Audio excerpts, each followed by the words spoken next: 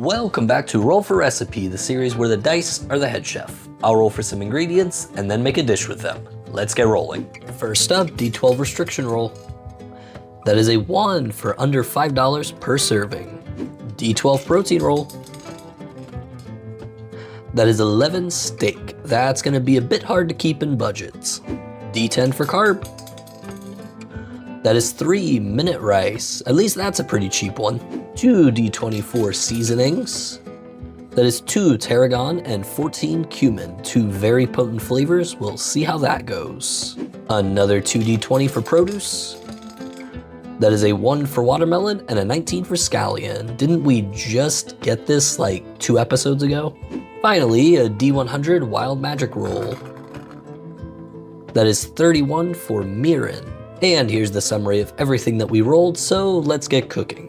So with rice, scallion, mirin, I definitely want to go East Asian again, but I feel like every time that I get a combo like this, I want to do fried rice, so I'm gonna do instead a beef stir fry and then serve it over the minute rice. Gonna do the watermelon the same as we did last time we got a combo like this. We're gonna marinate it in that mirin and soy sauce based mixture to get it some extra flavor. For the steak, I found a mock tender for under $10 a pound. Now typically you would cook this low and slow to kind of break down the muscle fibers, but here I'm gonna slice it very thin against the grain so that it can still be somewhat tender without needing to cook forever. Pretty normal stir fry after that. I did make a little too much sauce, but I was also kind of going for braise here to help that meat get a little bit more tender.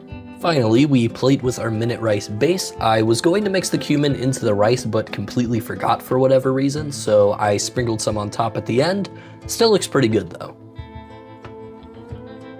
And here's a costing summary for those who are interested.